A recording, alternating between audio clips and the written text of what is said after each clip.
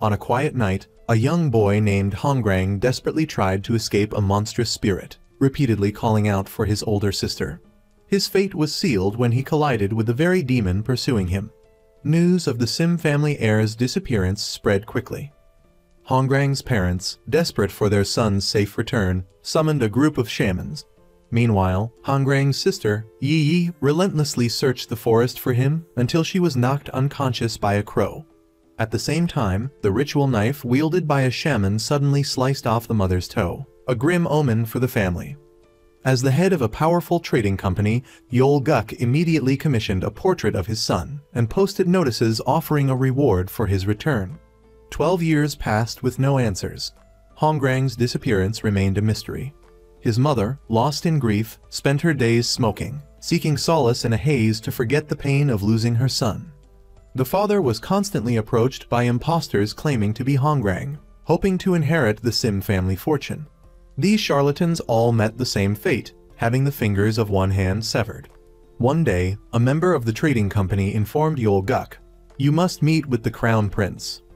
Yi, now a young woman, had disguised herself as a man and spent the past 12 years roaming the forest, searching for any information about her brother. For reasons unknown, she had tricked a man named Bang Suk, leading him and his troops on a wild goose chase through the forest, tracking her movements. During their pursuit, Bang Suk and his men encountered Mu Jin, the boy who replaced Hongrang, coincidentally passing through the same forest. Bang Suk threatened Mu Jin, demanding to know if he was hiding a man dressed in white. Mu Jin retorted, "Inspect if you must, but you'll face the consequences." Bang Suk cautiously opened Mu Jin's palanquin to reveal a woman inside. Enraged, Mu Jin berated him for daring to peer at his female companion. Bang Suk further insulted and physically intimidated Mu Jin and his trading company.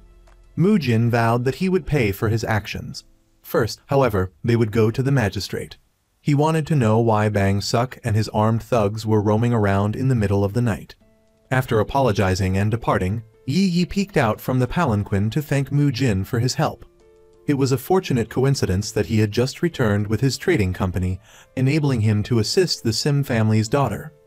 Mu Jin was the adopted son taken in by Yol Guk after Hongrang's disappearance. Now, Yol Guk informed Mu Jin that in 3 days, he would sign an agreement with the Man Trading Company, which belonged to Hongrang's mother. Despite being husband and wife, their respective companies had never seen eye to eye.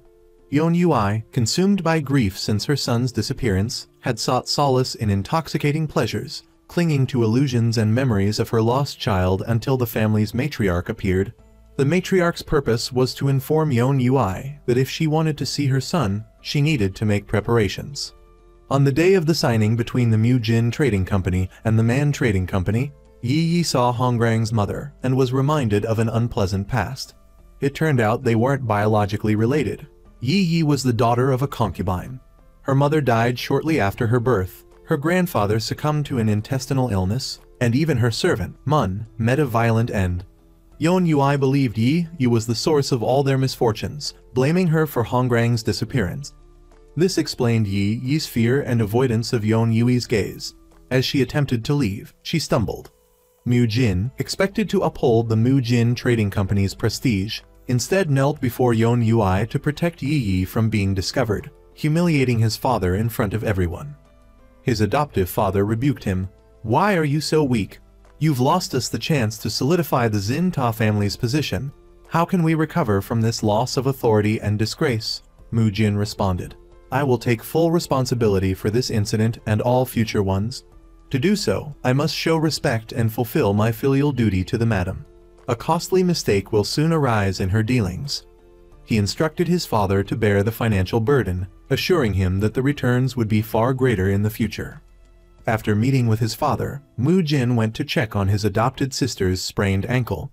He was well aware that she had been deceiving commoners, taking their money to fund her search for their brother. Mu Jin told her to leave the search to him. Once he became the head of the family, he promised her a branch leadership position and would continue the search himself. The next day, in Yol Guk's hall, the merchant berated a bounty hunter he'd hired 12 years prior to find his son. The hunter, about to face Yol Guk's wrath, finally revealed a lead. Rumor had it that Hongrang had grown up in a gang Kyung brothel and now wandered the land like a madman. Uninterested in further delays, Yol Guk drew his sword, threatening, "You know what happens to those who impersonate my son." The bounty hunter fell silent. Later, the hunter led a group through a vast field of reeds. Meanwhile, Yi Yi, plagued by dreams of her missing brother, woke up coughing. A servant rushed in to announce Hongrang's return. Overcome with emotion, Yon Yui fainted. Yol Guk immediately ordered a thorough examination, checking a scar on the supposed Hongrang's leg and conducting a blood test. Upon hearing the news, Mu Jin rushed to his father's quarters, a sense of unease washing over him about this Hongrang's return. When Yi Yi arrived, she instantly declared the man an imposter, despite the scar and blood test. The man claiming to be Hongrang, her once doting younger brother, wore a chillingly unfamiliar expression. She questioned him about their childhood, hoping to expose the charade. However, Hongrang claimed to have no memory of his childhood. He couldn't recall the name of their dog, the contents of Yi Yi's pouch, or the names of their friends. Unfazed, he stated, "I thought I might remember something upon returning, but I don't. Everything is foreign. Even my own sister insists I'm wrong." To everyone's surprise, he excused himself and left. Unlike previous imposters who faced punishment for failing to answer questions, this confident man remained unscathed. Yon Yui, upon regaining consciousness, rejoiced at her son's return after 12 long years. Yi Yi tried to intervene, but Yon Yui, who harbored resentment towards her, accused her of trying to separate them again. Fearful of Yon Yui, Yi Yi remained silent as the woman scolded her, "Don't let your bad luck taint my precious son." Back in her own quarters, Yi Yi confided in her servant that she had never forgotten a single detail about her brother, his personality, his mannerisms, yet his face felt utterly strange. That night, Yi Yi, making the binocular gesture she used to share with her brother, vowed to expose the impostor. She then discovered Hongrang practicing archery, aiming an arrow directly at her. He didn't hesitate to take aim, though it seemed intended to frighten her. "If this were truly my sister, I'd want to erase those memories even more." The next day at lunch, Hongrang appeared with a guard at his side. Yol Guk inquired and learned that the guard was in Ho, deaf and mute, but capable of sensing things Hongrang couldn't, like murderous intent or hatred. Having lived on the battlefield for years, Hongrang explained he couldn't be without his guard, hoping for his parents' understanding. Mu Jin, the adopted son, then joined them. Yol Guk introduced him as his adopted son, knowledgeable in all matters of the trading company. Yon Yui interjected, stating that Mu Jin was merely a placeholder for Hongrang, soon to be uprooted and replaced by her true son. Yi Yi noticed Mu Jin's quiet resentment. After the meal, she approached her brother and comforted him. "I will prove he's an imposter and find the real Hongrang. Then, I'll protect you." That night, while practicing with his sword, Hongrang heard the rustling wind and felt a pang of fear. The next morning, as he approached the dog he used to own, Yi Yi stopped him. "If you were the real Hongrang, he wouldn't be barking at his owner. You don't even remember his name." "Gold?" Hongrang asked curiously. "Was he more golden as a puppy? I guess his fur has silvered with age. You've changed too. Although I don't remember, at least you're not this unfriendly. I can tell just by looking who you are in this house." Their mother called for her son, startling Yi Yi, who instinctively grabbed Hongrang's wrist. This caught his attention. He ran to his mother and explained he was just trying to connect with Gold. This reminded Yi Yi of how her younger brother used to interact with the dog. Could he really be Hongrang, or is he an imposter? After returning to his room, Hongrang asked his bodyguard, in Ho, "If I had lived with this merchant group since I was young, would I have become the person I am now? If so, I wouldn't have met these people." But he felt something was amiss. Hongrang went to Yi Yi's quarters and found broken roof tiles scattered across the courtyard. When Yi Yi returned, she found that annoying man in her house again. She discovered a birthmark behind his neck, identical to the one her missing brother had. Hongrang claimed it was just a scar from the battlefield. How could she believe him when it was in the exact same spot?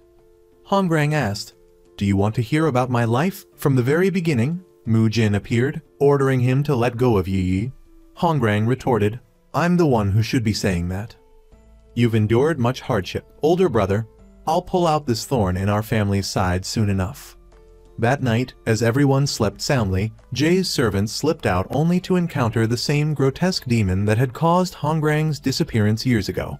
After hearing that a child had vanished in the dead of night due to the white demon's appearance, Hongrang and Inho set out to investigate. Meanwhile, Yi Yi heard from the servants about a kidnapped boy named Sonki. The child's caretaker had been beaten, and revealed a white demon appeared after putting the boy to bed. Lacking evidence, the girl's whereabouts were unclear, making it difficult to extract further information about the missing child.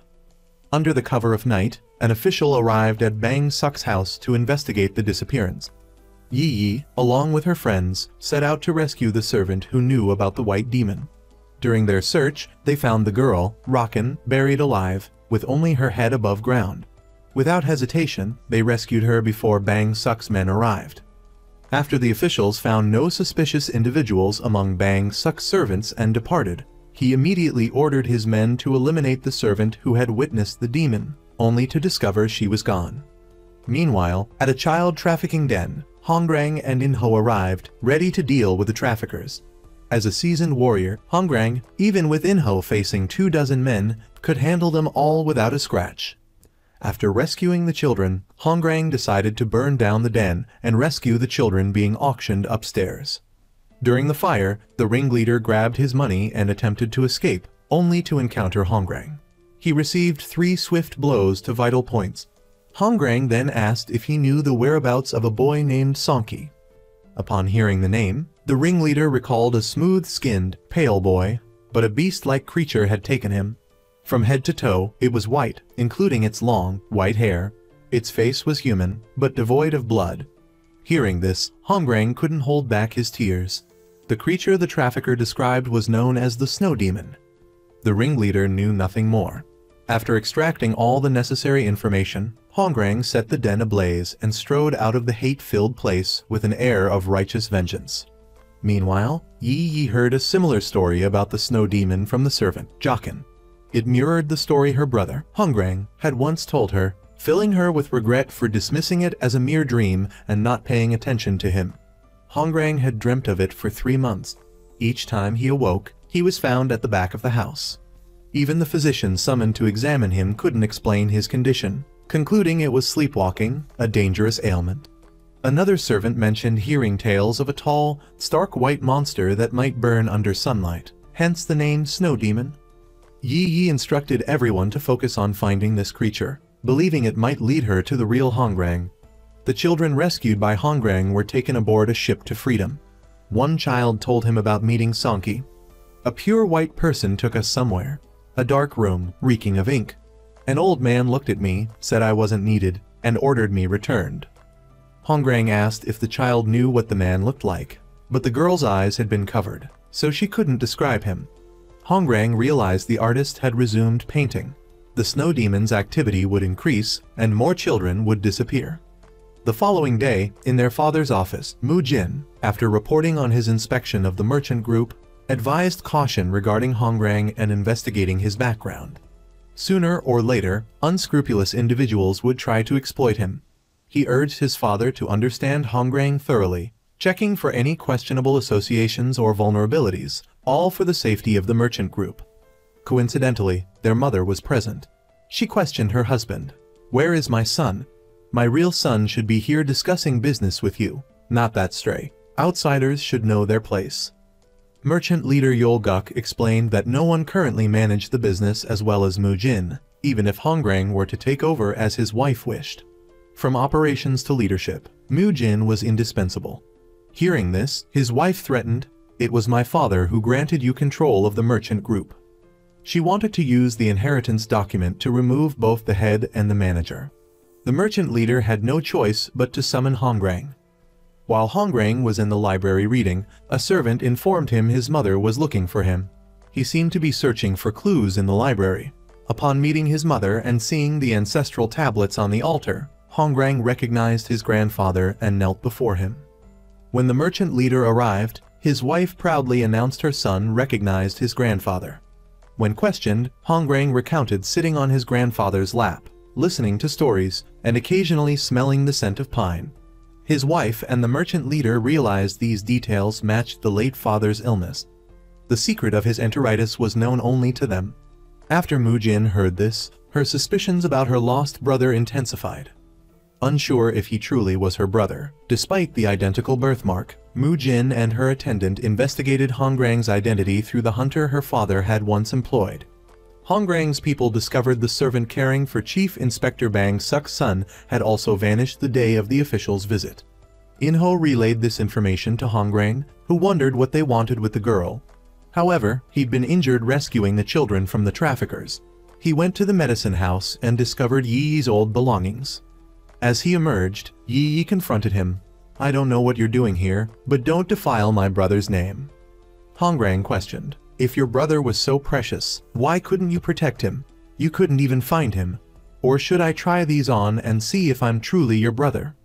Seeing her brother's belongings treated this way, Yi Yi declared, "He would never do this to me. Even if worms were eating me alive, wanting me to just disappear, Hongrang wouldn't do this." The memory of the boy who had saved even dying souls silenced Hongrang. He turned and left. The next day, as the servant served Hongrang tea and pastries, she recognized his mannerisms as identical to the young master she had served years ago. He used a leaf to pick up the pastry, just as he had as a child to avoid getting his hands dirty. Hongrang casually inquired, "Is my older sister always this fierce?" The servant readily shared, attributing Yi Yi's temperament to the hardships she had endured. "By the way, young master, do you know what day it is today?" Yi Yi's personality had shifted noticeably ever since she began offering ancestral rites to her deceased mother. Lady Yon Yui frequently disrupted the rituals, cursing Yi Yi's mother as lowly and unworthy of reverence. This was also why Yi Yi felt such anguish when Hongrang tore her worn-out childhood garment while she slept. That night, Hongrang was plagued by a nightmare of his abduction by the snowman. He was surrounded by the smell of ink and paint, remnants of the artist who had kidnapped him, and he woke with a start. Remembering the servant's words from earlier, he realized it was the anniversary of Yi Yi's mother's death. He went to observe her and overheard her prayer. "Mother, please bring Hongrang back. Even if you have to push with all your might, you must try." Meanwhile, Chief Eunuch Bang Suk, imprisoned for his involvement in child trafficking, had spotted Yi Yi at the Min Thuong Trading Company. Bribing a passing servant, he inquired about the young lady and learned she was the daughter of Master Sim. That evening, Mu Jin claimed Yi Yi as his woman. Bang Suk chuckled to his attendant, "This will be interesting. I wonder how the guild leader will react when he finds out his daughter and son are in love." He dispatched someone to follow Yi Yi, unaware that she and Mu Jin were not blood relatives. That night, as Hongrang and Inho searched for clues about Chief Eunuch Bang Suk's servant, they encountered a group of people but paid them little mind. Reaching the cave where the servant Jockin had stayed, they discovered a pastry from the Mu Jin Trading Company, realizing the group they'd seen must be acquaintances. After settling Jockin in an inn for the night, Yi Yi instructed her, "A merchant will pass by tomorrow. Escape with him." Unbeknownst to her, Bang Suk's men, who had been pursuing her, were already watching. Jockin revealed a secret she hadn't shared before. She had seen a horizontal scar on the snowman's neck, resembling the character for one. "Joe, everything's all right now, don't worry." The next day, Mu Jin's attendant reported finding someone connected to Hongrang. The beggar, upon seeing Mu Jin, fled. He brandished a sickle in defiance but was quickly subdued. The beggar, Anan, was forced to divulge information about Hongrang. He was not just a martial artist, but known as Hai Su, Hai meaning to tear apart, and Su meaning life, the ripper of life, a man who could kill dozens without blinking. As Yi Yi investigated the one clue, Mu Jin returned to find Hongrang with his sister. He yelled, "Stay away from Hongrang, I know who he is." Hongrang, seeing Mu Jin's hostility, retorted, "You point a sword at me even though you know my identity. Such brotherly love for someone not related by blood is quite reckless." "But father is right there. What if he sees this?" Mu Jin reluctantly sheathed his sword. When his father arrived, Hongrang claimed they were practicing for an upcoming inspection tour. "He thinks I should accompany him next time, if father permits." Hongrang protected Mu Jin, hiding the truth. "You owe me one, Mu Jin." Later, Hongrang told his attendant, "It seems Yi Yi knows something about the snowman." Meanwhile, the fleeing Rakan was captured by the chief eunuch's guards. He learned Yi was searching for a mysterious ghost called the Snowman. Thus, the rumors of this ghost began to spread. Yi and her servants, compiling information from the kidnappings, narrowed down the locations. The abductions all revolved around an area with children's graves, and the snowman only appeared on rainy days. Meanwhile, Hongrang was learning accounting from Mu Jin, but his mind was elsewhere. He was focused on the approaching rain and the snowman's anticipated appearance. Finally, a thunderstorm arrived. Yi ventured into the forest, towards the children's graves, when an arrow struck a nearby tree. Attached was a note about the one character on the snowman's neck, along with some white hairs, and a map marking a specific area. Yi followed, chasing a fleeting white figure. Nearing the graves, she discovered the servant Rakan's lifeless body. Distraught and weeping, she was unaware of the figure approaching from behind. Chief Eunuch Bang Suk appeared, demanding, "What are you plotting, and what are you searching for?" He was about to attack when Hongrang arrived, deflecting the eunuch's sword. "Don't you dare touch my sister," Bang Suk sneered. "Do you think I came alone?" The approaching guard, however, only served to make Hongrang look more formidable. He effortlessly cut them down, his sword a blur of precise strikes. Suddenly, a ringing bell distracted him. Bang Suk seized the opportunity, taking Yi hostage and fleeing towards the cliffs overlooking the sea. "If you come any closer, we both die," he threatened. Hongrang countered, "You should have taken me hostage. I'm worth more than that Mu Jin trading company fellow." He tossed his sword to the ground. Bang Suk, momentarily lowering his guard, released Yi. A sudden twinge of pain from a previous eye injury gave Hongrang his opening. He snatched his sword, kicked Bang Suk into the abyss, and turned to his sister, asking, "Need a hand? You can grab my sleeve if you want, though I suppose you hate me now." He then hoisted her onto his back, ignoring her struggles. A servant witnessed the scene. As Yi awkwardly tried to approach, Hongrang swept her up in a princess carry, murmuring, "Don't say a word," and carried her away, leaving the servant stunned. He remembered a childhood promise to his sister. "Sister, when I grow up, I won't let anyone lay a finger on you." That promise had been broken by an adopted son of the Mu Jin trading company. He also revealed that Bang Suk was responsible for spreading the snowman rumors. Everything was in chaos now. A servant claimed to have seen the snowman dead, leaving them with no leads. The artist was likely painting again, and they had to start over. Hongrang suspected the artist might be within the Mu Jin trading company and decided to investigate there first. The next day in town, Lord Han Pai Jiang, on an outing, encountered a commotion. Servants explained that a new painting by the renowned artist Du Ryong had arrived. A child suddenly bumped into the Lord. Instead of scolding, he inquired about the child's family, learning he was alone. The Lord offered to take him in, and returned with the child. Hongrang noticed this encounter. A servant quickly informed the guild leader, who immediately ordered Hongrang to prepare to meet with the Lord. The next day, on their way, the guild leader revealed that the Lord, though uninvolved in politics, had mobilized officials to search for his lost son years ago. When Hongrang asked why the Lord lived in such a secluded area, his father explained the Lord needed peace for his painting, further fueling Hongrang's suspicions about the Lord's true identity.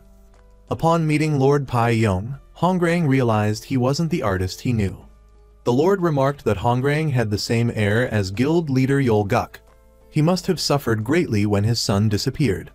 After leaving his father and the Lord alone, Hongrang discovered the child the Lord had taken in was thriving. Disappointed, he confided in Ho that the Lord wasn't the artist.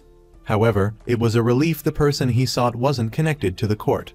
Noticing Yi following, he sent Ho ahead, pretending to stroll slowly so she could catch up. Regarding the Grand Prince and Yol Guk, he spoke of a man nicknamed the Disaster Painter Du Ryong. Rumor had it he was obsessed with the color purple. Yet his paintings were remarkably lifelike, capable of capturing the breathtaking beauty of animals based solely on viewing their corpses. Some said that merely gazing upon his art could revive the dead, while others claimed it could cause even the healthy to die suddenly and mysteriously. There were even whispers that the dead could be resurrected through his paintings. The Grand Prince declared this a blasphemy against the noble art form. A man like that could never compare to his own painting skills. He was simply creating his own downfall. Meanwhile, Yi Yi and Hongrang tested Hongrang's identity as her brother by presenting him with the insects he used to fear. Seeing the same fear in his eyes as her brother years ago, Yi Yi remained skeptical until Hongrang mistook a leaf for a praying mantis. This mirrored a childhood prank she'd played on her brother, finally convincing her of his true identity. Mu Jin, determined to prove Hongrang an imposter, visited his cousin, Hong Sik, to inquire about Hongrang's whereabouts and any distinguishing features that could confirm his true identity. After some thought, Hong Sik excitedly suggested a plan to expose the imposter, conveniently timed with Hongrang's upcoming birthday. It would be the perfect opportunity to reveal the truth to everyone. That evening, seeing Hongrang and Wei performing their familiar sisterly ritual, Mu Jin interrupted to inform her of his plan to expose the imposter at the birthday celebration. He assured her that the chaos would soon end.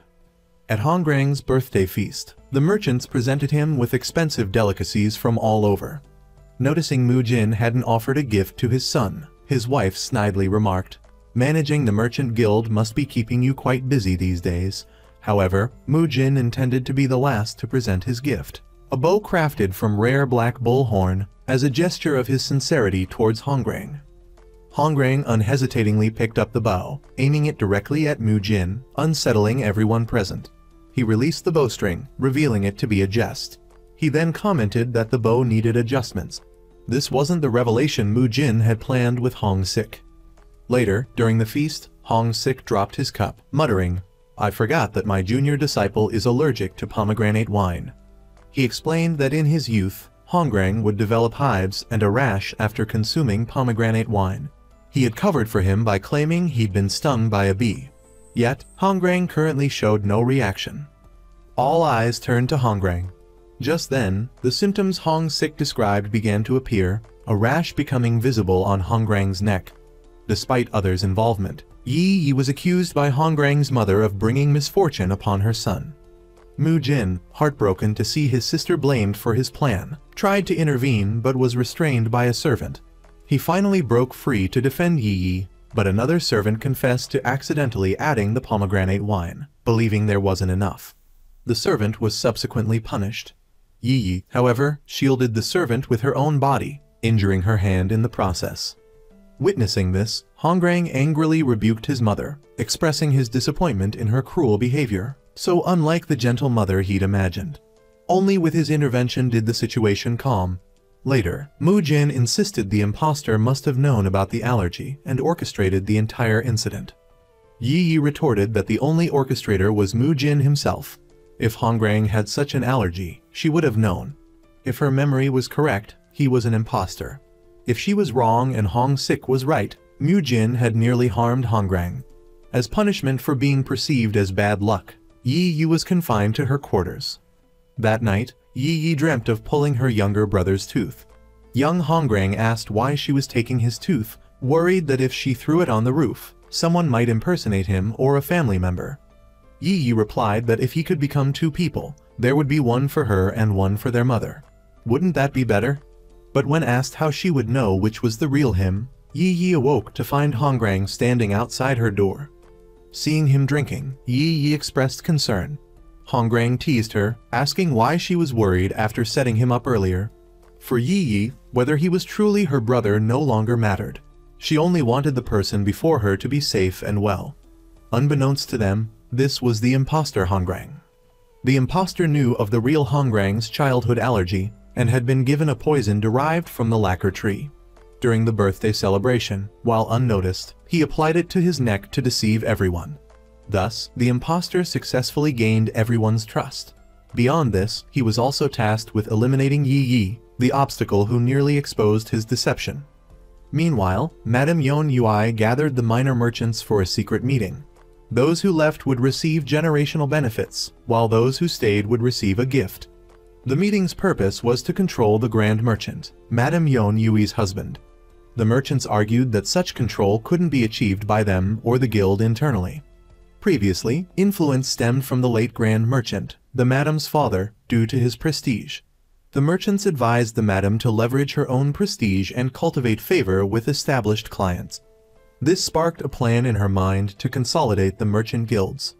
The Grand Merchant, aware of this, decided to visit the Jin art supplies store the following morning to discredit all the paintings there as forgeries. However, on his way back, he caught a familiar scent from a woman, but she wasn't the one he was seeking.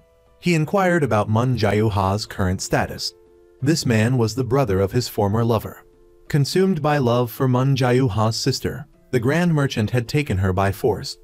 When his wife discovered the affair, she gave him two choices: elope with his lover, or stay and maintain the merchant guild.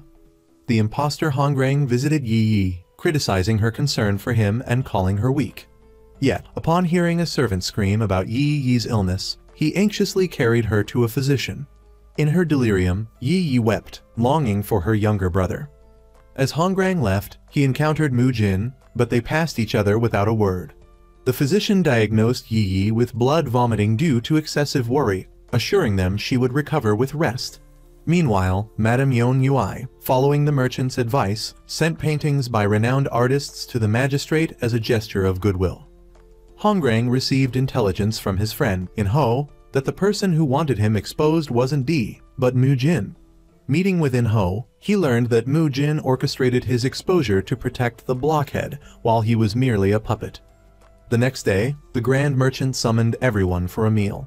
He announced that Hongrang should visit his maternal great-uncle, the Madame's uncle, who had expressed his longing for Hongrang in a letter. Hongrang agreed, but on one condition, that Yi Yi accompany him, despite the Madame's disapproval of her. After the meal, the magistrate went directly to see the high-ranking official who was acquainted with his wife. However, the servant insisted that the official was away, so the magistrate left a scroll, which the servant eventually delivered. The official remarked that nothing had interested him since receiving Lady Yon Yui's gift. Upon opening the scroll, he discovered it contained an authentic painting by Master Xin. He immediately ordered a palanquin and went to confront the magistrate, demanding to know how to distinguish a genuine painting from a forgery. It turned out that earlier that morning, the magistrate had sent someone to Xin's art supply shop to swap all the real paintings for fakes. The paintings the lady had given everyone were forgeries he had acquired beforehand. The real paintings, however, bore a hidden mark. This mark, a foot-shaped symbol, could only be revealed by applying heat. This was the magistrate's scheme to discredit his wife.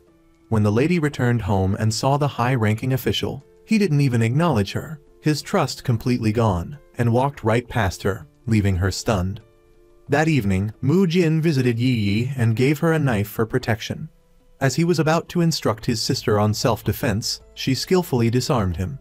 This knife would provide Yi Yi with some defense during her trip to her maternal relative's home the next day. Before she left, Hongrang's parents warned her that her great-uncle was an extremely strict and righteous man, stressing the importance of proper etiquette.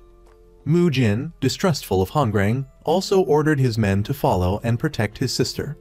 After Hongrang departed, Lady Yon Yui received the devastating news that the paintings she had gifted were forgeries. While panicking over how to regain her client's trust, a servant informed her that Lady Guigakcha was in the capital. Meanwhile, Hongrang finally arrived at his relative's house. Everyone greeted him warmly, asking if he remembered the place. He had grown into a handsome young man. However, upon seeing Hongrang, his great-uncle suspected him of being an imposter. During the meal, the great-uncle asked Yi Yi why she initially suspected Hongrang was fake, and what she thought now. Then, holding a lit pipe close to Hongrang's face, he said, "You were burned in this very room and developed a fear of fire. But you don't seem afraid now." Hongrang calmly pushed the pipe away. "After I was lost, the fear of hunger and cold was far greater. What I feared most was loneliness, not fire. I even wished for a warm fire to consume me rather than endure that isolation." Meanwhile, Lady Yon Yui went to see Lady Guigakcha, pleading for help. Lady Guigakcha stated, "You must have lost something precious to seek me out.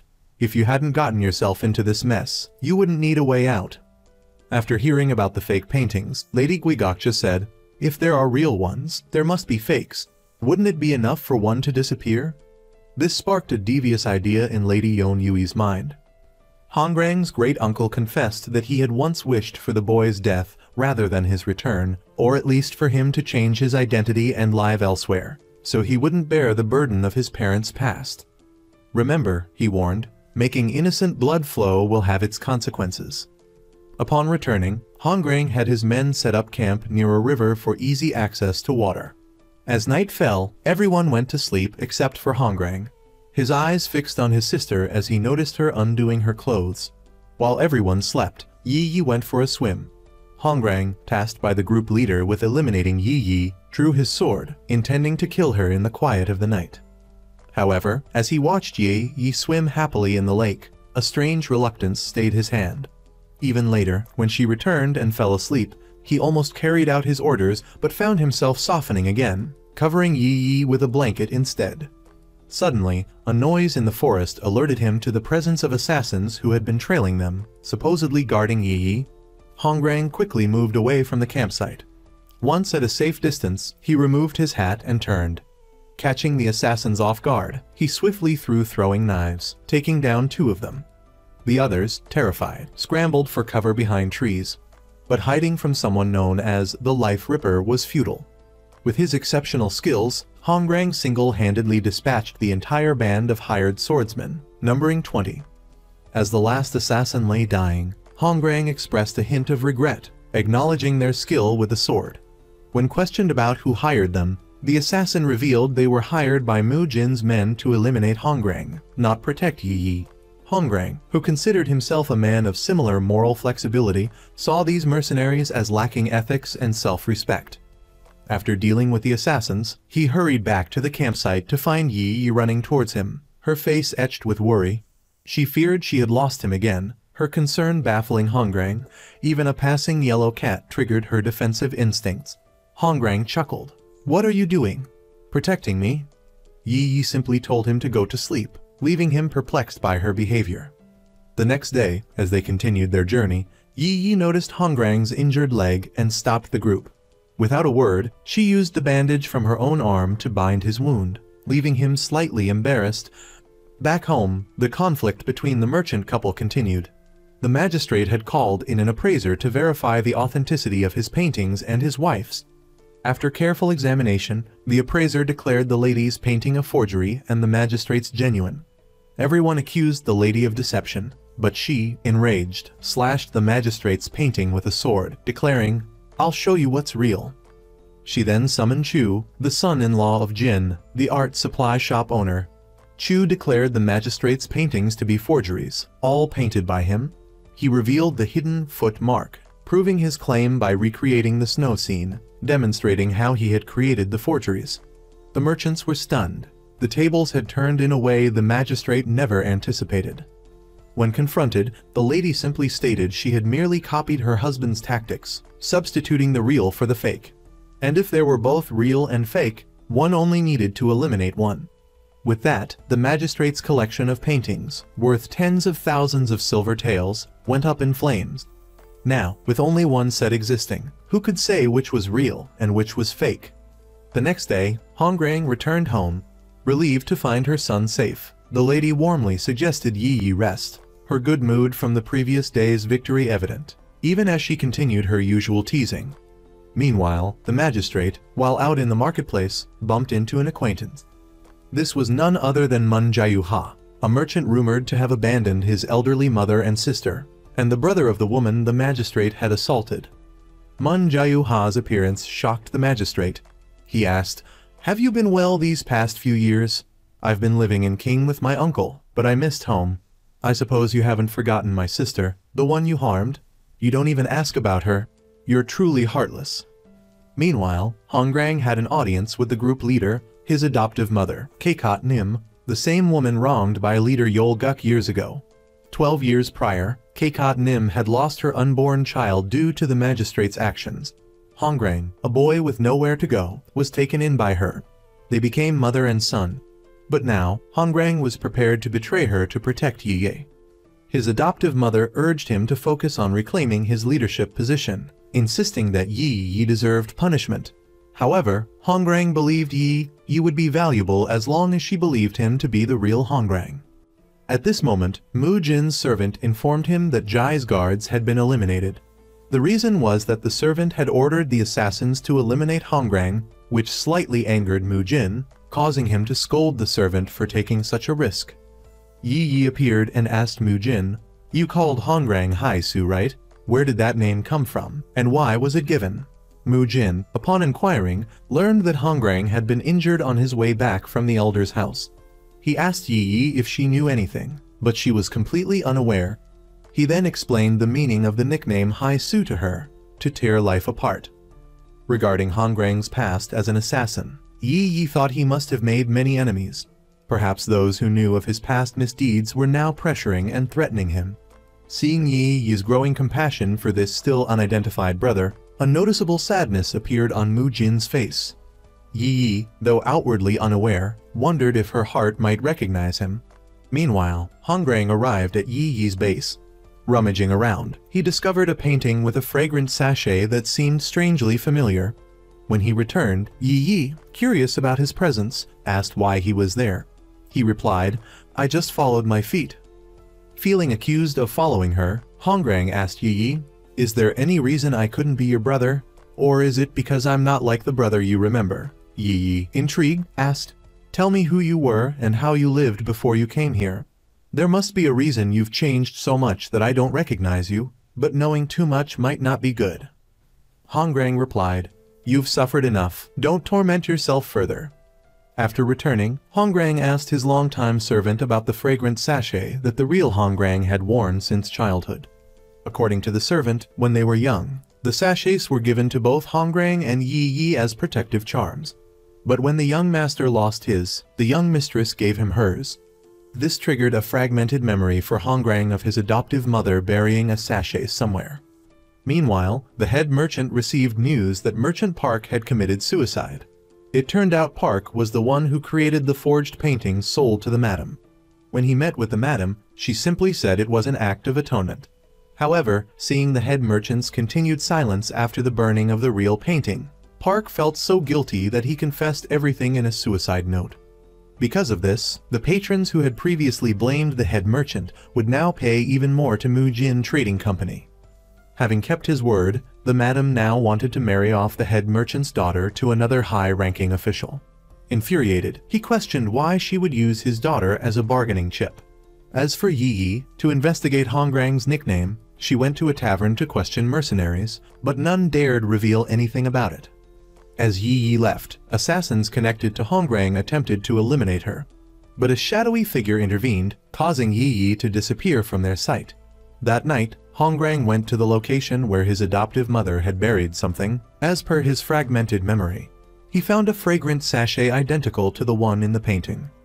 After Yi Yi was abducted, her kidnapper was revealed to be none other than Bang Suk, the high-ranking official previously thrown into the ravine.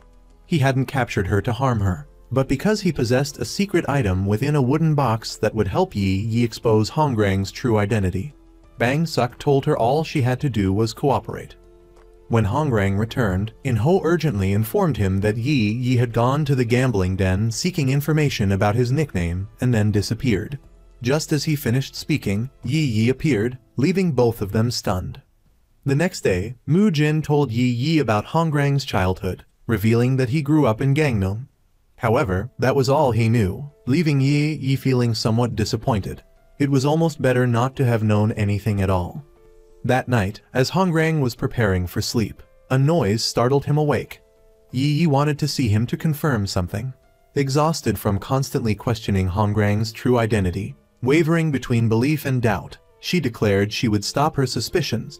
She handed Hongrang a piece of paper. Upon opening it, he suddenly felt faint and collapsed. Bang Suk and his accomplices gleefully arrived, ready to enact their revenge. When asked about the box containing Hongrang's secrets, Yi Yi realized Bang Suk had tricked her. He thanked her for delivering the life of the man who had once saved him. Now, he declared, they could die together. Bang Suk was completely taken aback when Hongrang abruptly awoke and swiftly dispatched his men. "Hello, old man," Hongrang taunted. Surprised, "Long time no see. You're looking much better."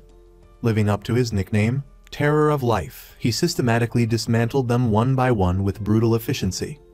It turned out Yi Yi had been working with Hongrang all along, informing him of Bang Suk's plot.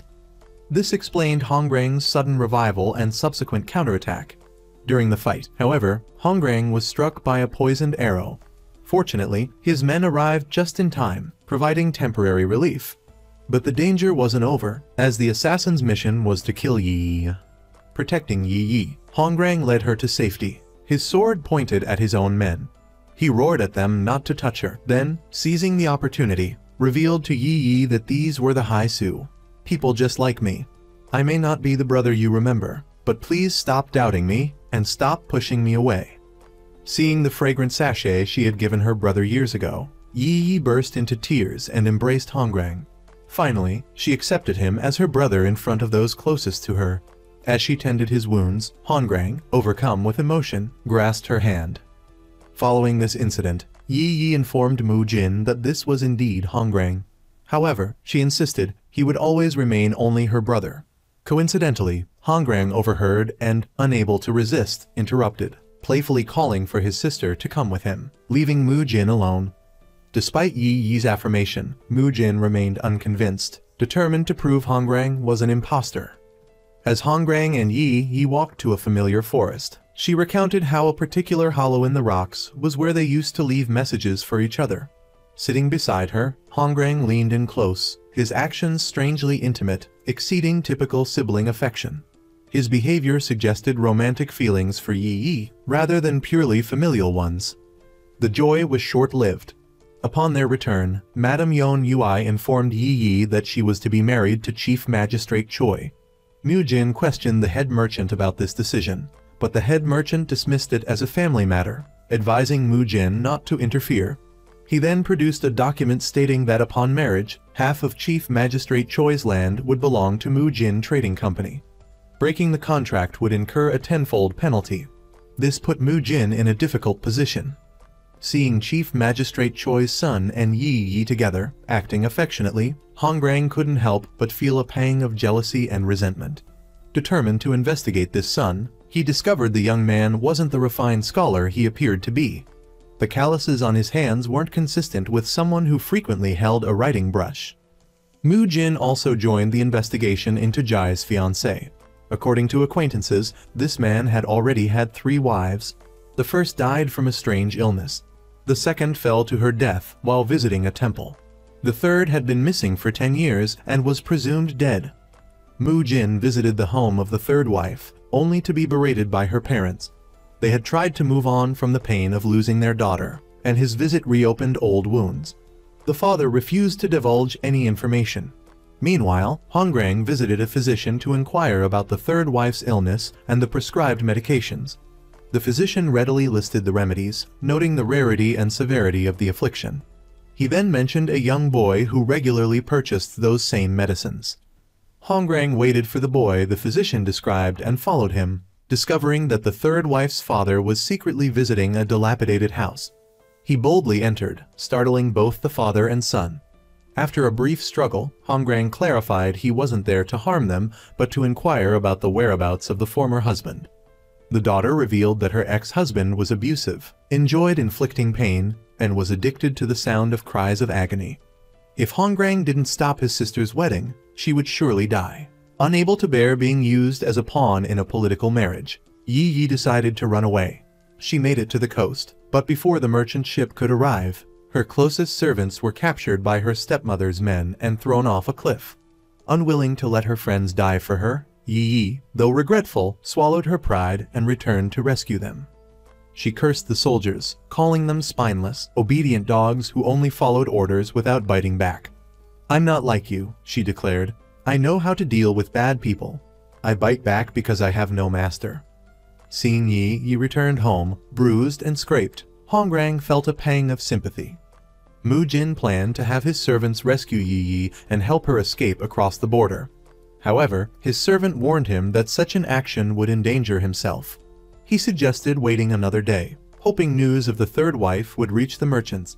While looking through the letters on his desk, Mu Jin's curiosity was piqued by a particular piece of paper, which turned out to be a letter from her. The third wife had written to Mu Jin to expose the Choi family's wickedness. Mu Jin instructed Yi to proceed with the wedding as planned, assuring her that only then could he help her escape and expose the Choi family publicly. On the wedding day, everything proceeded as normal, from the ancestral hall ceremony to the final husband and wife rituals. Yi kept glancing at Mu Jin, anticipating his rescue. Hongrang, observing their exchanged glances, understood Mu Jin's intentions and waited for the drama to unfold. Suddenly, Mu Jin received news that Yi Yi's stepmother had disappeared. Hongrang inwardly mused that this unexpected event was likely to complicate matters. Everything Mu Jin had received and read previously was orchestrated by Hongrang, who was manipulating Mu Jin's emotions from behind the scenes for his own amusement. Yi Yi waited, only to find herself carried in a palanquin to Magistrate Choi's house, about to become his wife. Unable to let this happen, Mu Jin and his servants devised a plan to rescue her during the wedding feast. Magistrate Choi wondered aloud about the whereabouts of the main guest, while Mu Jin's men snuck into Yi Yi's room, unaware that an assassin, sent by Hongrang to eliminate Yi Yi, was following them.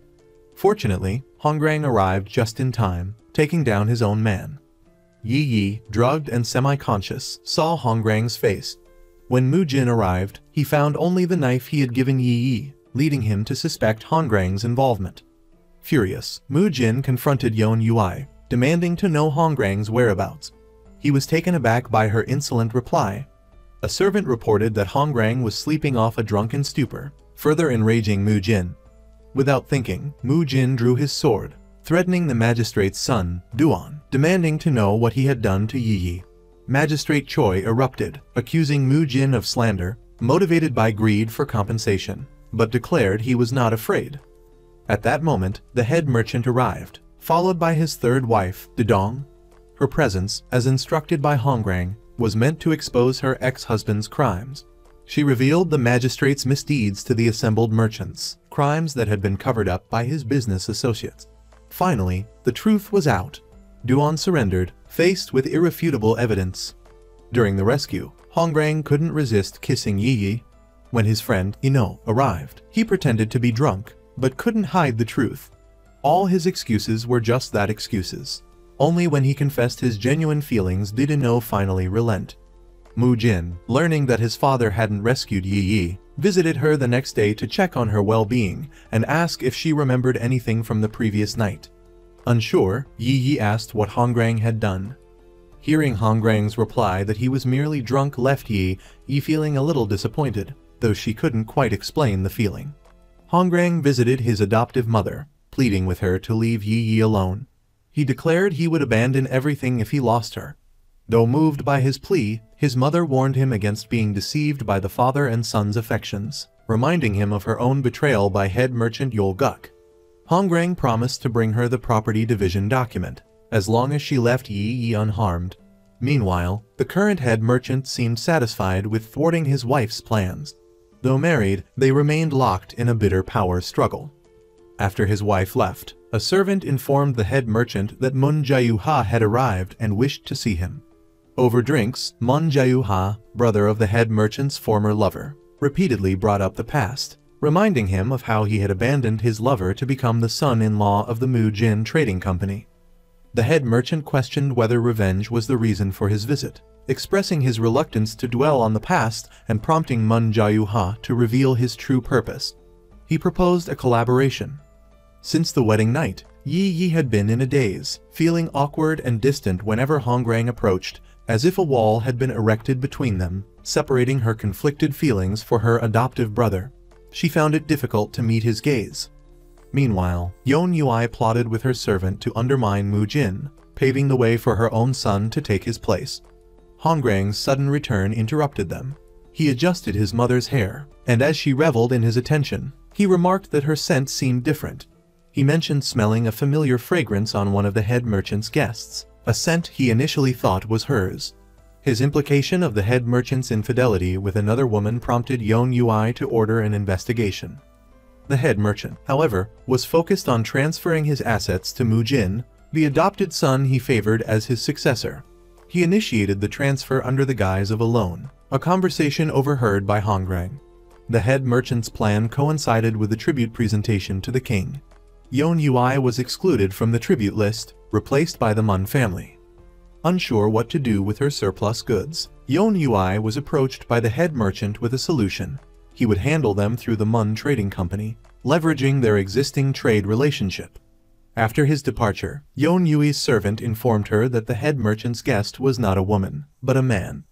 Despite her suspicions, Yon Yui agreed to let her husband handle the surplus goods to avoid further debt, unaware that he planned to swap them with goods from the Mujin trading company for the Mun family tribute. Upon returning home, she learned from her servant that the man who met with the head merchant was the brother of her husband's former lover. Feeling betrayed yet again, she vowed revenge. She orchestrated an explosion in the silver mine operated by Mujin, setting off a chain of tragic events. Mujin was Yon Yui's first target. The head merchant, upon hearing the news, arrived at the scene and demanded justification for the accusation against Mujin. Yon Yui not only had a motive, but also presented evidence of embezzlement, fraudulent loans taken in Mujin's name, and illegal transfer of assets. This was enough to land Mujin in jail. Since childhood, Mujin had been plagued by misfortune. His gambling-addicted father sold him to the head merchant, a fact that Yon Yui constantly used to berate and insult Mujin's useless father. Despite this, Mujin refused to divulge anything about his father's collaboration with Mun Jiuha or the embezzlement. Yon Yui's punishment was starvation. Seeing Yi persistently plead to bring Mujin food, Hongrang felt a pang of sadness that the woman he secretly loved cared for another. Undeterred, Yi implored her father to release Mujin, arguing that he was the true mastermind. He merely responded that he had warned her. When Yi questioned whether he had ever considered them as family, the head merchant coldly replied that children were merely tools, useful or not. Determined to clear Mujin's name, Yi decided to find the ledger detailing the transactions. Unbeknownst to her, Yon Yui was also searching for the ledger, seeking evidence to protect herself from further attacks by her husband. Yi's presence startled Yon Yui, but Hongrang arrived just in time to deflect suspicion, saving Yi from discovery. He pulled her into a darkened room, questioning her recklessness. Yi insisted that an innocent man was suffering, knowing he hadn't committed the crime. "But what can I do?" she lamented. Hongrang asked how she planned to find evidence. Yi confessed that her preoccupation with Hongrang had blinded her to Mujin's needs. "Now it's my turn to worry about him," she declared, regardless of whether Hongrang would help. The next day, Yi learned about the tribute. Mun Jiuha had claimed responsibility, stealing Yon Yui's opportunity. Furious, Yon Yui tightened her grip on Mujin. A servant advised Yi to create a diversion to rescue Mujin. That evening, following Yi's plan, she staged a scene where she intercepted a letter meant for the head merchant. The letter, which she then passed on to Yon Yui, detailed a supposed meeting between the head merchant and Mun Jiuha at Bansong Ward. Yon Yui, smirking, ordered the servant to deliver the letter to the head merchant, unaware of the deception. She threatened to dismember the servant if the letter didn't reach him. Meanwhile, Yi's childhood maid laced the gate guard's food with laxatives. When a patrol passed by, one guard ran ahead, while the others, too tempted by the food, ate heartily. Soon, they were all incapacitated. Yi seized the opportunity to free Mujin. Yon Yui arrived at the address mentioned in the letter, only to find it a ruse. Realizing the true purpose was Mujin's escape, she immediately sent men to recapture him. Hongrang learned of the impersonation of Mun Jiuha, correctly suspecting Yi's involvement. He resolved to intervene before she faced consequences. He found Yi urging Mujin to flee, forcing him to draw his sword on her. Despite being freed, Mujin refused to abandon Yi, knowing she would be punished. To their astonishment, he returned to his cell. When Yon Yui returned, everything appeared normal, masking Mujin's temporary escape. The next day, Mujin was sentenced to indefinite exile to Mount Gapsan to manage slaves. Following the verdict, Yi confronted Hongrang, accusing him of cruelty. Mount Gapsan was barren, making the exile a death sentence. "I merely put things back in their rightful place," Hongrang retorted. "Besides, what is he to you? A man?" His words struck Yi as ludicrous. "He is me, he is my wound, and he is the only solace that helps me endure. You wouldn't understand." Hongrang asked, "If he's that important, then what about me? Am I just a means to an end, just a younger brother? If I were to be more than that, would you just hate me and wish it were all a dream?" A maid standing nearby ran after Yi, telling her the reason why Hongrang had Mujin exiled. "Miss, you should be thanking the young master. I overheard Madam talking about having Mujin executed. It was thanks to Hongrang's persuasion that the punishment was changed to exile." and he even managed to gain the trust of Mu Jin's subordinates. Not eliminating Mu Jin was the best option. But in truth, he also wanted to keep his older brother alive to use him in his plans. The next day, after meeting Mu Jin, Hongrang joyfully told Yi Yi that he'd been assigned to a branch office instead of being sent to forced labor. This was what Mu Jin had begged Hongrang for the night he accepted being locked in the prison. Because if Mu Jin died, Yi Yi would surely be devastated. After Mu Jin left the Mu Jin Trading Company, Yi Yi started drawing pictures of him, while Hongrang confided in his childhood yellow dog, even though it barked incessantly. When will she ever understand my heart? Since Mu Jin's departure, Yi Yi hadn't shown any joy when she saw Hongrang. That night, a white ghost repeatedly flew around, frightening everyone. The severely burned child, X-Nam, had been returned. According to the servant's report to the head of the house, the child was the son of the chief eunuch, previously reported missing 10 months prior and presumed dead in a fire. His return was unbelievable. Yi Yi also heard from the servants that the child had been returned by a tall, white god. The snowman had returned. The bestial chief eunuch also received news that Hongrang and his men were interested in this snowman incident. That Yi Yi girl had also searched for the snowman before. The chief eunuch ordered his men to find out what these people were up to. Meanwhile, at the branch office, Mu Jin received news that someone knew about Hongrang's childhood. He immediately visited this nobleman's house to inquire about the child. The nobleman did know the child. Moreover, the child had a rather fragrant nickname related to animal feces. From the time of his birth, the nobleman only knew that the child in the painting bore his misfortunes. He confessed that whenever he messed something up, he blamed the child until the child was sent to guard the nobleman's father's grave. The child escaped after only a year of guarding the tomb. Meanwhile, back at the house, Hongrang visited the child returned by the snowman. The child kept talking about being trapped in a tomb engulfed in flames. Suddenly, the shaman's bell rang continuously, causing Hongrang and In-ho outside to quickly hide. The bell's ringing further agitated the child. That year, In-ho and Hongrang had been trapped in a large cellar that resembled a tomb. He realized Ha Gong was doing the same thing to this returned child that he had done to them both. Back with Mu Jin, he asked the nobleman if he could recognize the child who had lived with him. The nobleman wasn't sure, only remembering that the child was always accompanied by a mute boy. But a woman, taking pity on them, had bought their freedom.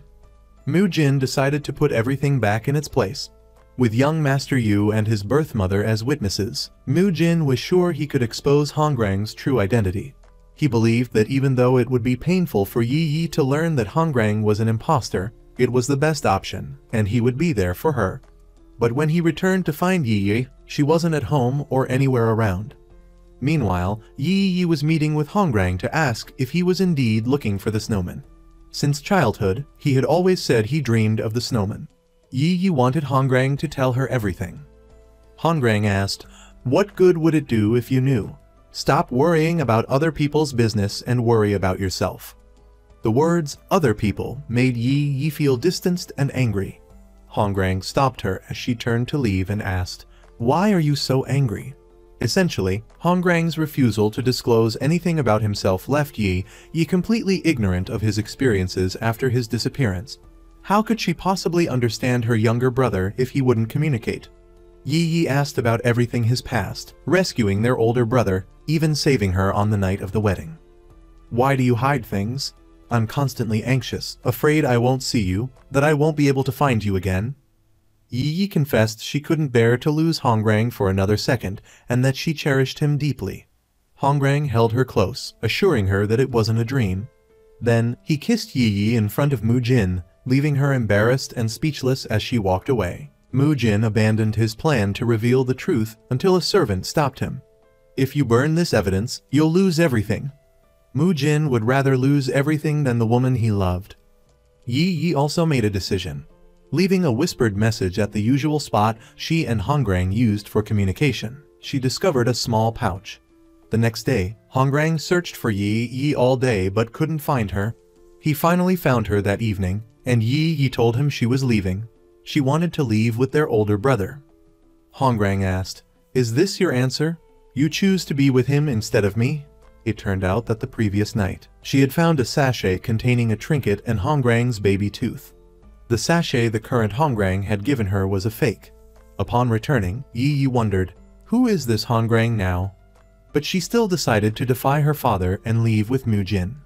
She told the head of the house, I just don't want to endure anything more in this place. Madame Yon Yui also received the news that the thorn in her side and the one she hated were leaving voluntarily. She was overjoyed, believing the master's position should rightfully belong to its true owner. Hongrang confronted Mujin. Why, after I spared your life and you disappeared, do you now want to take her away too? Mujin uttered the nickname, Dung Beetle. The nickname of the imposter Hongrang from his time with another nobleman stunned him. His true identity was about to be revealed. Fortunately, Mujin only wanted Yi. He said, I won't reveal the secret to her. I just need Yi to leave. Gradually, rumors about the head of the house spread among the merchants. They now considered him nothing more than a paper tiger. Madame Yon Yui was thrilled that her son would soon have his first meeting as the head of the trading company. Suddenly, they saw the merchants rushing off. It turned out the lord himself had arrived to see the head of the house. He came regarding the chief eunuch's returned son. Then, according to the head of the house, the son's tomb actually contained another child, leaving everyone stunned. Because of this, Chief Eunuch Song had repeatedly petitioned the throne, prompting the royal guard to launch a full investigation. Stricter inspections began within the city, searching for missing children. The head of the house added that those who had seen the snowman would also be questioned to determine his appearance and track him down. Hearing this, the lord thought it was likely due to the imbalance caused by the loss of his previous yin-yang painting. He'd have to paint another. He advised the head of the house to focus on state affairs rather than the trading company. That night, Hongrang received the report on the autopsy of the child at the chief eunuch's house. Traces of arsenic, quicklime, and alum were found in the child's body. These were precisely the substances Hongrang had been exposed to in the past. Yi, after learning the current Hongrang was not the real one, decided to tell everyone who was following her and leave. A servant asked Yi if she wasn't upset with him, knowing he was an imposter. Actually, Yi felt relieved that he wasn't her real brother, and even more so, she didn't want him to get hurt. This could be interpreted as pure, selfless love from Yi. To celebrate successfully taking Yi with him, Mujin bought her a pair of shoes and a pair of lovebirds. Although the servant urged him to expose Hongrang, Mujin reasoned that since Hongrang held a place in Yi's heart, revealing the truth would only devastate her. And she's the one who helped me overcome so many difficulties since I became the head of the trading company. Upon reaching the cellar where the children were held, Hongrang and Inho found it empty, with only bloodstains remaining. The scene evoked memories for Hongrang of the past, when the bells rang incessantly and the children were doused with alum and arsenic. Adding to his distress, upon returning home, he saw the woman he loved sitting beside Mujin. Mujin, speaking to Di, explained that lovebirds are known for their loyalty and attachment. If one dies, the other won't survive. If you leave with me, promise me you'll forget everything here. This place is like a battlefield. Once we leave, you won't have to be anxious or afraid anymore. These words were intentionally spoken for Hongrang to overhear. That night, as the head of the house was traveling, he was intercepted by guards. The leader announced, "My master wishes to see you." Chief Eunuch Bang Suk, still seeking revenge on Hongrang and Yi, wanted to propose a collaboration with the head of the house, claiming to know the imposter better than anyone. Meanwhile, Hongrang captured a guard he suspected was involved in the child abductions, tied him up, and demanded, "Do you remember anything about the painter?" When the guard refused to speak, Hongrang, without hesitation, poured arsenic and alum on him and dunked his head in water. "Perhaps now you remember something." The next day, as promised, Bang Suk led the head of the house to an abandoned kiln and described the evidence found on Chief Eunuch Song's son. Shockingly, those materials originated from the head of the house's kiln. Realizing Bang Suk knew too much, the snowman appeared and eliminated him and his men. It turned out the mastermind behind the child abductions was the head of the house, Yol Guk, who then went, frustrated, to meet the painter, Du Rong. Finally, the man behind the curtain was revealed. The painter was a deviant who desired to create his art on living canvases. He had made a deal with the head of the house to supply him with abducted children to use as his canvases. The head of the house blamed the painter for not cleaning up properly, nearly exposing him because of that child. But with the head of the house's position now precarious, the painter saw him as useless. After the two children left, the merchants all turned to Madame Yon Yui. Meanwhile, outside, the guard coerced by Hongrang opened the hidden annex. He had discovered this location through the information extracted from the guard he had tortured. Hongrang's men stormed the annex, eliminating everyone inside, while Hongrang himself sought out the painter. Reaching the center of the annex, the snowman finally appeared, the one Hongrang had to confront to uncover the truth. In the stormy night, the two exchanged blows, one outside, one inside, thrusting and parrying. By the time Hongrang's men arrived, the snowman had vanished after a single turn. Inside the painter's room, the tattoo artist had been eliminated by the head of the guild before he could carry out his planned rebellion. This was undoubtedly the same man Hongrang had defied and escaped from years ago. After everything that happened, Hongrang suddenly found himself missing Yi. Meanwhile, the servant, after witnessing the tattoo on Hongrang's back, rushed back to inform the guild leader, leaving him utterly shocked. Hongrang then went to Yi's base, frankly admitting that he had been waiting for her and revealing his true identity. "I am not Hongrang," he confessed. "I am merely a lowly servant in a noble family. I suffered misfortune, was pursued, lived a vagrant life, and scurried around like a rat. Until I met the snowman, he dragged me to a place where I endured senseless torture. Upon learning the truth, I realized I could never live like a normal person. I have no right to be here waiting for you." Hearing these heartfelt words, Yi responded, "I've liked you for a long time, and I can't explain it. Even if you're an imposter, even if everything is a lie, I still love you." After confessing their feelings, they decided to run away together, causing chaos within the merchant guild as news of Yi and Hongrang's elopement spread. Mu Jin went to Yi's house to find her, only to discover a bird and a thank you letter. Upon learning of Yi's elopement with Hongrang, Mu Jin confronted his father, claiming to possess evidence proving the current Hongrang was an imposter. In exchange, he demanded something in return. The guild leader offered to reinstate him as manager, but Mu Jin wanted more. He wanted to sever his ties with his father and marry Dai. Realizing she had been deceived by guild leader Sim all along, Madame Yon Yui quickly ordered her men to bring Hongrang back immediately, while the guild fell into the hands of the guild leader. In Ho was reprimanded by Hongrang's adoptive mother for failing to control him. But how could a close friend stop their brother from pursuing true love? In this situation, Keikot Nim had no choice but to ask the deputy leader to find Hongrang as soon as possible. Using a divisive strategy, they pitted guild leader Sim's faction against Madame Yon Yui's, buying Hongrang time to return. So, while the two lovers were on the run, various factions were hot on their trail. Hong desperately searched for Hongrang and Yi. After several days and nights, the guild leader's men finally caught up to them in a field. While Yi slept, Hongrang woke her, urging her to flee before they were captured. During their escape, Hongrang was spotted by the guild leader's soldiers. Fortunately, his own men arrived just in time to deal with them, allowing Hongrang to escape. Mu Jin opened Yi's letter. She expressed gratitude for his presence by her side for the past 12 years. However, the only one she desired was Hongrang. Yi urged Mu Jin to live for himself, for his father, and for the merchant guild. But for Mu Jin, Yi was everything, more important than the guild he managed. As planned, Mu Jin dispatched men to monitor all areas where Yi might be, tracking her movements. They followed Yi to a forest. Unaware of being followed, Yi was fortunate that Hongrang appeared in time to save her, though she was struck by a poisoned arrow, preventing them from escaping far. Reaching a stream, Hongrang discovered a hidden cave entrance and they took refuge inside. After sucking the poison from Yi's wound, Hongrang ventured into the forest to find medicinal herbs for a poultice. While she suffered from nightmares, Hongrang embraced her tightly, reassuring her, "I'm right here. You'll get through this. Live for me." Outside, shouts of searching men echoed. They split up to search. To protect his beloved, Hongrang decided to lure Mu Jin's assassins away. When Yi awoke and couldn't find Hongrang, she fearfully went outside to search for him. Meanwhile, Hongrang had subdued his adoptive mother's men and asked their leader to relay a message. He would return only after Yi was safely far away. If they persisted in harming her, he would disappear as well. Faced with the words of a man with nothing left to lose, Hongrang's adoptive mother's forces retreated.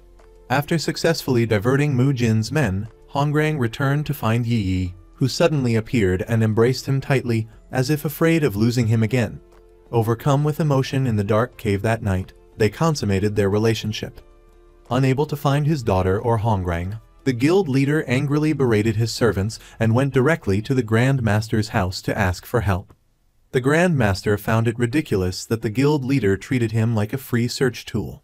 Moreover, he found it shameful that the guild leader was searching for a child who wasn't even his own. "Now you want me to find the daughter who ran off with an impostor." To secure the Grand Master's cooperation, the guild leader promised to retrieve the lost yin and yang painting as a form of payment. Meanwhile, the eloping couple, traveling through the forest, encountered a group of people, including an old man and several children. The old man recognized they were on the run and told them about a small hut on a mountaintop where they could stay. Following his advice, Hongrang and Yi finally found a temporary sanctuary where they could be alone, free from danger. Though rustic, the hut provided shelter. They lived a carefree life together, like newlyweds. Yi remarked that it was the first time she had ever seen such beautiful stars. Turning to see Hongrang asleep, she couldn't resist kissing his cheek, which stirred him, and they continued their intimacy. One day, in a field of yellow rapeseed flowers, Hongrang asked Yi what she would say if she saw her brother again. Her simple reply, "You're back," surprised him. Now, she only wished for peace. As they talked, Hongrang painted a rapeseed flower and imprinted it onto Yi's clothing. "From now on," he said, "if you feel afraid or find yourself in pain, look at this flower and remember that I am protecting you like this." The next day, on their way home, Hongrang suddenly began coughing violently. When Yi asked what was wrong, he tried to hide it but discovered he was suffering from a severe allergic reaction to the pollen. Their happiness was short-lived. Mu Jin arrived and witnessed their affectionate scene. Mu Jin's men had discovered their location by threatening the old man and the children. Forced to choose between their lives and revealing the couple's whereabouts, the old man had given in. He had even taken the opportunity to bring Yi fruit juice while Hongrang was away, enabling Mu Jin to drug her and take her away. By chance, Hongrang witnessed Mu Jin abducting Yi. Without a word, the two men engaged in a fierce fight. Having been trained as an assassin since childhood, Mu Jin and his servant were no match for Hongrang. Even when Mu Jin's men attempted to overwhelm him with numbers, they were useless. Inside a small room, Hongrang took them down one by one. Hongrang's adoptive mother's forces arrived as reinforcements, adding to the chaos. Both sides fought until the Grand Master's men intervened, putting an end to the battle. Regardless of sides, Hongrang was arrested like a criminal and taken to the Mu Jin Merchant Guild. Before a crowd of witnesses, the guild leader drew his sword and slashed open the back of Hongrang's shirt, revealing his tattoos for all to see. Witnessing the tattoos on Hongrang's back, Yi collapsed, recalling his words. The artwork on Hongrang's back was indeed the work of the painter-tattooist. The guild leader, while torturing Hongrang, interrogated him about the mastermind and the swordsman. Hongrang noted that the guild leader showed no surprise upon seeing the tattoos, suggesting he knew their origin. "Who is he? The one who turned me into this wretched being?" Hongrang roared. The guild leader ignored his cries and left, leaving the servant, Dean, to continue the torture. At the guild hall, the nobleman Mu Jin had brought in confirmed that the child in the picture was indeed the current Hongrang, the lowly servant from his household 12 years prior. He explained that when Hongrang was captured back then, a woman took 2 of the children. The remaining child was a mute named In Ho. Madame Yon Ui refused to believe this, dismissing it as slander. She angrily smashed a vase. The guild leader approached her and asked, "Is Hongrang truly my blood son?" This caused Madame Yon Ui to fall silent and step back. Taking advantage of Hongrang's absence, Mu Jin visited Yi, offering her a wedding ring and proposing marriage. She refused. "You knew Hongrang was an impostor and didn't tell me. You were the one who drugged me on the mountain, weren't you?" Mu Jin confessed that he did everything because he wanted to marry her, claiming that Madame Yon Yui's power would crumble, and only he could regain their advantage and protect her. "You don't need to agree," he said. "I'm not here to ask for permission." He then went to his father, pleading for permission to marry Yi Yi immediately. The guild leader told him it wasn't the right time. They needed to prioritize finding the mastermind behind Hongrang to prevent future disasters. After the guild leader left, Mu Jin ordered Bu Dong to keep a close watch on Zhen, the guild leader's servant. The guild leader met with the Grand Master to report on the painting on Hongrang's back. He led the Grand Master to believe he would hand over Hongrang the next day, but he actually planned to transport him that very day without notice, aiming to further control the Mu Jin Merchant Guild. However, the Grand Master had his men seize Hongrang earlier than expected, catching the guild leader off guard.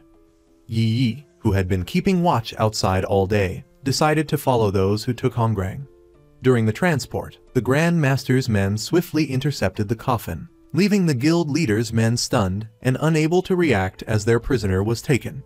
It appeared that one of the guild leader's men was colluding with the Grand Master, betraying him. This was all part of Hongrang's plan. He used himself as bait to uncover the true painter behind the scheme. Upon arrival, Hongrang was shocked to discover that the person who wanted to take possession of his body was the Grand Master, a twisted individual obsessed with tattoos, hidden in plain sight. Witnessing this, Yi Yi wept, heartbroken by the suffering Hongrang had endured since childhood. The guild leader, having lost his leverage, furiously berated his guards.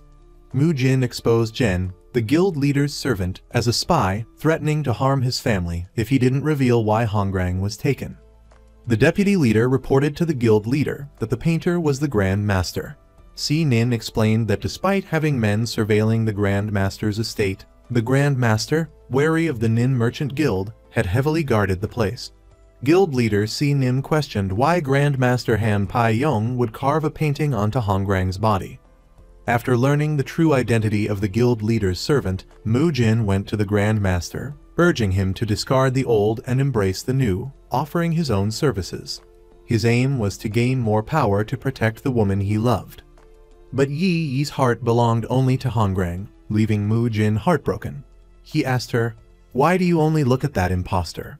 Even if you don't see me, even if your body and heart are defiled, I will still embrace it all." Yi Yi felt Mu Jin had become truly perverse, obsessed with what he lacked that was his true feeling. Despite being rejected, Mu Jin didn't forget his primary duty, bringing the list of tributes to his father in preparation for the army. These demands had to be fulfilled by Mu Jin himself. He was gradually aiming to replace his father, as his father originally intended. During the next acupuncture session, Hongrang awoke and subdued all the healers to escape. Wandering the hallways, he discovered an altar filled with fresh offerings from a woman's hair to rare artifacts. The tattoo on Hongrang's back was one of the talismans used for the ritual sacrifice. At the head of the shamanistic group, the leader also received news that the army was sending many tributes, including plants, animals, and fabrics. The chief shaman appeared, recounting the army's offering ceremony. The burning of a virgin's hair as incense was the ritual of spiritual awakening, a secret, forbidden rite passed down in the shadows. Arrogant individuals, clinging to their humanity, attempted to transcend the mortal realm with greed, desiring to become saints. The ritual required 6 living talismans. Only when all were combined in molten bronze to create a resonant sound would the ritual be complete. That was why the army needed Hongrang. Hongrang went to the room of the one who had caused him this misery, but he was incapacitated by a soft bell chime, losing all his strength. A voice echoed, "Don't be afraid, you will become the sound that gathers all the life force in the world." The shaman leader, wanting to rescue Hongrang, was stopped by Lady Hai. Mu Jin said that Lady Yon Yui's father had brutally murdered the shaman's mother and her sisters. Now her son must face retribution. It was the right thing. "Consider him a stepping stone for our great cause. If we don't destroy these demons, more people will be sacrificed later." Just then, Yi Yi requested to see the shaman leader. The next day, she met with Hongrang's mother, pleading with her, confirm that Hongrang was truly her son and give her the sachet containing Hongrang's real tooth. "I will help you save my brother. Save your son." That night, Yi Yi disguised herself as a tribute bearer, infiltrating the inside. She told Hongrang she had asked the shaman leader for help, but needed the inheritance document. She met with his mother and tricked her, convincing her that he was real. His mother revealed where the inheritance document was hidden and gently touched his shoulder. Hongrang asked Yi Yi to relay a message at midnight 3 days later, under in Huang Gorge. He would bring the inheritance document. Yi Yi couldn't hold back her tears, nodding and touching his normal face. Late that night, the army's spiritual awakening ritual was held under the watchful eyes of the general and Mu Jin. As the general gloated that he would transcend ordinary humans, Hongrang acted. It turned out he had been given a small knife that helped him escape the boiling bronze cauldron below. Alone, he fought against the guards, but his strength was limited. The archers were about to shoot when the general shouted, "Don't damage my living talisman." This was Hongrang's chance to act freely without being attacked. When he was restrained, a volley of arrows suddenly flew in. The shaman leader's forces had arrived. The two sides clashed. Hongrang tried to escape but was blocked by the snow demon. Having not settled the score at the previous encounter, Hongrang decided to deal with the one who had indirectly captured him, the silver-haired Zhang Long. Despite being injured, with his years of experience, he managed to defeat him, sending him to the underworld. After returning to the house and meeting Yi Yi, she hugged him from behind and cried, "Why isn't torturing me enough? Why do you also love me?" Hongrang simply replied, "I love you," and embraced Yi Yi, comforting her. After reuniting with the shaman leader, she demanded Hongrang hand over the inheritance document. The true identity of the artist Hwa Gong had been discovered, along with substantial evidence. The shaman leader told him he was no longer of any value and to leave. But Hongrang had one request before handing over the document. "Tell me the whereabouts of the real Hongrang." When asked his reason, he said he only wanted the woman he loved to stop endlessly searching for her brother. Some time later, the servants gathered at a well and emptied it of water. Yi Yi found her younger brother, buried in the mud for the past 12 years. "I'm sorry I came too late." Since childhood, Lady Yon Yui, out of hatred for Yi Yi, had hired a shaman to cast a binding spell on her. To save his sister from the spell, the real Hongrang tried to break it but slipped and died on the spot. The servants, witnessing this, hastily took him away, but out of fear, left him in front of the house. Coincidentally, the chief shaman discovered him and ordered him disposed of. This was the servant's account.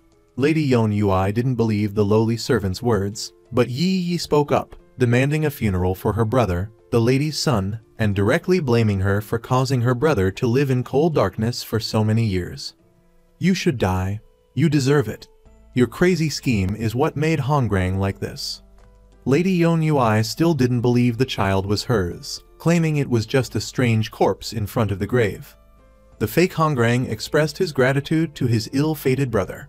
"It was also because of you that I met and protected your sister." The general, now enraged, wanted to create more children with tattoos like Hongrang to compensate. But after waiting too long, he ordered Mu Jin to find Hongrang immediately.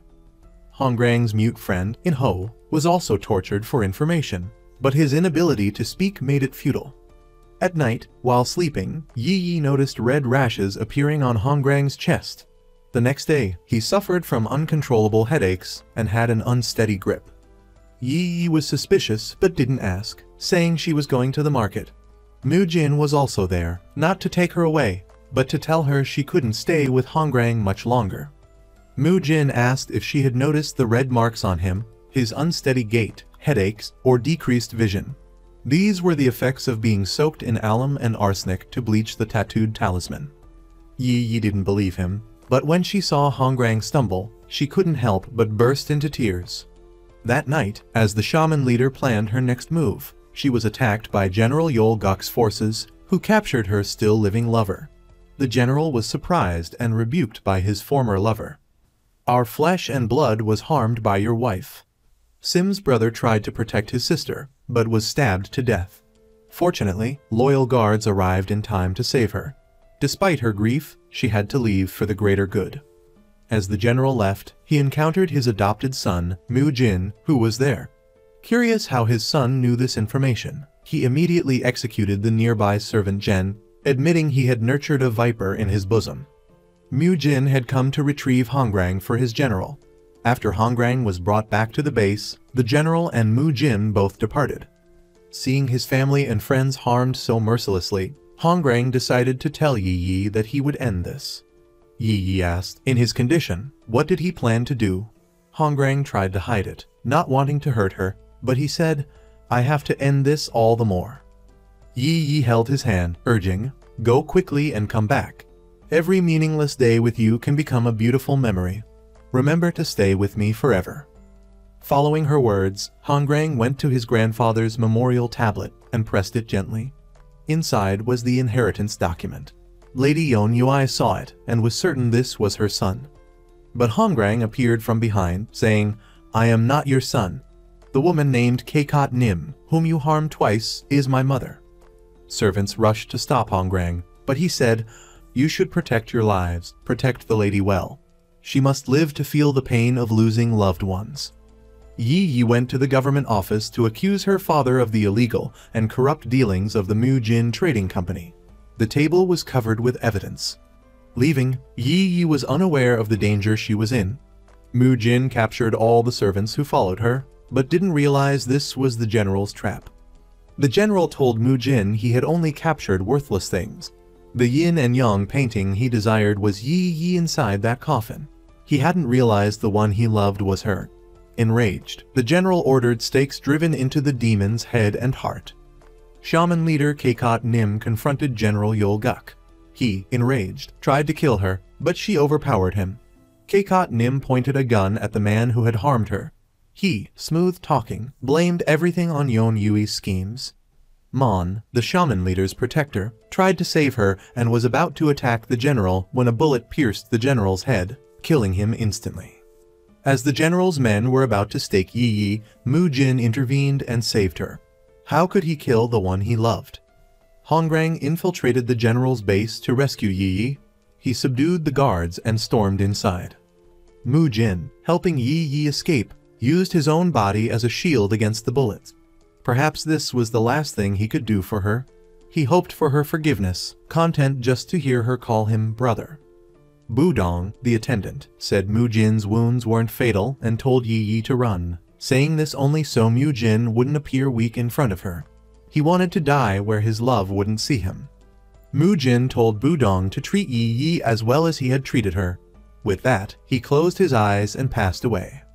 Hongrang, after fighting deep into the base and meeting Jailetter 189, urged her to save the children, gave her a farewell kiss, and went to deal with the source of all the nightmares. Reaching the general's main chamber, Hongrang, weakened by his illness, collapsed. The general asked, "Boy, why so angry? Let it go. Rage stems only from ignorance and misunderstanding." Hongrang demanded to know why he had treated him and the children so cruelly.